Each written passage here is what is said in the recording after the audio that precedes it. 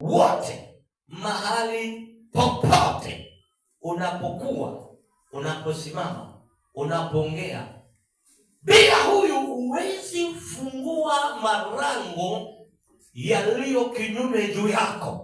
Na ukumbuke kwa ngazi hiyo, ujue una malango yaliyo kinyume juu yako.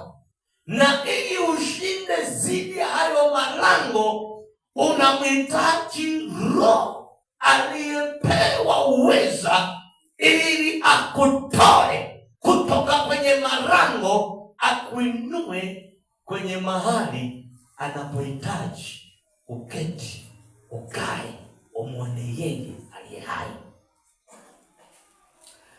Nasema nataka nifundishe kuhusiana na hiyo. Wanipe neema. Kati tunashikia kimoto na waka na waka. Haleluya. Na vitu vya msingi sana. Mzidi kufundisha, nazidi kufundisha ili iweze kutokolea ndani yetu.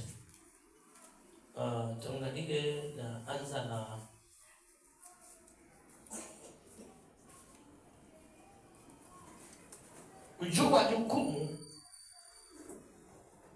kujua jukumu ambalo Mungu amekuitia, ambalo Roho Mtakatifu anaitaka lisimamishe kwenye maisha yako. Jua jukumu ambalo Mungu amekuitia. Kwa njia ya kawaida huwezi ukajua, ila lazima Roho Mtakatifu atawale ndani yako ili ujue jukumu la mwito wako. Kitabu kile cha Wakorintho wa kwanza sura ya 2 mstari wa 12. Bali tulipokea Roho wa Mungu aliye hai, ili kwa huyo Roho ametukirimia tuweze kuyajua yaliyo mapenzi ya Mungu aliye hai. Tuweze kuyajua mapenzi ya Mungu aliye hai. Kwa mfumo wa kawaida, kwa hali ya kawaida, hakuna anaweza kayatenda mapenzi ya Mungu, kwa kuwa mapenzi ya Mungu yamekaa mfumo wa utakatifu. Hayawezekani kwa hali ya kawaida, yanawezekana kwa hali isiyo ya kawaida, kwa sababu yanamhitaji mjumbe kutoka kwenye makao ya Mungu aliye hai, achilie maelekezo ili asimame na wewe juu ya kuyatenda hayo unayotakiwa uyatende, ambayo Mungu anataka kutoka kwako. Ukosa Roho Mtakatifu kumtumia, huwezi ukajisamini, huwezi ukajitambua. Watu wengi hatujitambui kwa sababu Roho wa Bwana hayuko pamoja na sisi, hayuko ndani yetu. Na wakati mwingine kama yuko ndani yetu, kiwango chake cha utendaji ni kidogo kiasi kwamba hatumruhusu kusema na hatima zetu na maisha yetu. Na muonekano wa laza ambayo nahitajika kuwa na hiyo laza, dunia na watu wengine wote wapate kuiona hiyo laza iliyoko ndani yangu, kwa sababu ya nafasi ya huyo Roho wa Mungu aliye hai. Haleluya! Anapokaa ndani yetu huyo Roho wa Mungu aliye hai, anaachilia mfumo wa mwonekano unahitajika uonekane. Anaachilia mbegu mpya inayotakiwa kuchipuka ndani yako, ambayo dunia isiyomjua Mungu aliye hai itataka kumjua Mungu aliye hai, kwa sababu Roho Mtakatifu anaachilia raza yake ndani yako isiyo ya kawaida. Unakuwa wa pekee na wa tofauti, lakini unajitambua. usiponitambua, hata dunia ikakwambia wewe hatukuelewi, tumekuchoka, ile thamani iliyoko ndani yako ya Roho Mtakatifu inazungumza ndani yako kwamba wewe ni wa thamani. Mwanadamu yoyote anayesema sio wa thamani hana uwezo wa kuyaongeza maisha yako, kuyarefusha, kukunenepesha, ama kuyachunga, ama kuyahudumia. Anayezungumza ni yule aliyoko ndani, ndiye anainua maisha yako, anainua uwezo wa kuzungumza. Ukikosa Roho Mtakatifu kama jamii ama eneo la familia yako imekuona wewe wamekunyanyapaa, umenyanyapaliwa kwenye malezi, kwenye mazingira ya maisha yako, sehemu na sehemu umenyanyaswa.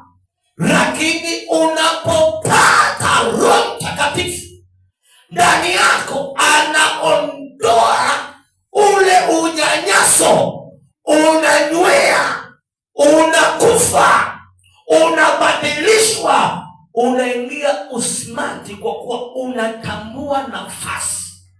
Hakuna kitu kizuri kama mtu akitambua nafasi yake. Watu tunajivunia kwenye nafasi za elimu juu ya vitengo vya kazi tulizoajiriwa ama serikali ilipotuweka. Kinachokupa kiburi na majivuno kwa sababu ya nafasi ulionayo, ulioajiriwa na bosi wako. Kwa unajidai. Kwa nini unajidai? Kwa sababu unajua elimu yako na nafasi yako inakupa kula na kuishi na kutembea na kila mahali utafika. Leo hii watu wakijichua nafasi zao kwa Mungu aliye hai, Mungu aliyokuweka, Mungu aliyokuwekea, Mungu anapokuita, anapokuinua, anaposema nafasi yako ni hii, utakula upande huu, wote ni wa kwako, utatembea sehemu hii yote. Huwezi ukajidharau, wala huwezi ukaruhusu mtu aongee neno la dharau kwako. Huwezi ukaruhusu mtu aongee neno chini ya kiwango juu yako. Hautamwacha. Hautaruhusu mtu alete neno lisilo la kawaida kwako. Hautaruhusu ukae mazingira ya rafu. Hautaruhusu. Ndio maana mtu kulingana na nafasi yake, unacheki watu watakaoanza kutembea nao, watu watakaokuwa wanaongea nao, mazingira watakaokuwa wanatembelea. Sio mazingira rafu, ni mazingira yenye heshima, ni mazingira yenye kibali kikubwa, yenye matunzo mazuri, kwa sababu ya nafasi yake. Haleluya! Cheki mazingira ya watu wengi juu ya nafasi zao. Wewe nafasi yako, huwezi ukaenda Ikulu, huwezi ukaenda ile hoteli nyota 3, huwezi ukaingia, huwezi ukakaa mazingira heshima, huwezi ukatumia 100 chai asubuhi, huwezi ukatumia. Lini? Hauna. Kwa nini? Hujielewi. Lakini aliye na nafasi yake 100 ni chai asubuhi.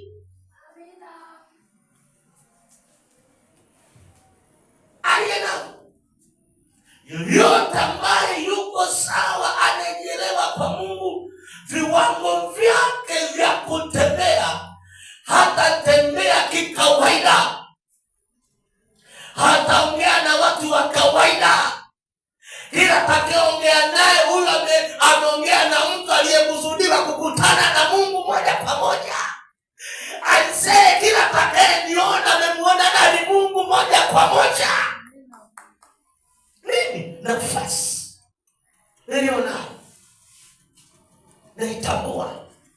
naithamini, nailindia, naisimamia, naitunza, maana Roho Mtakatifu ndiye amenipa nafasi kuitambua. Maana nilijidharau kabla ya hapo. Kabla hapo sikujijua. Kabla ya hapo nilichukulia namna fulani. Lakini wakati wa nafasi ya Roho Mtakatifu ilipoingia ndani yangu, nikaona kuweuka kumeondoka, kumeingia kitu kingine, kwamba mimi sio yule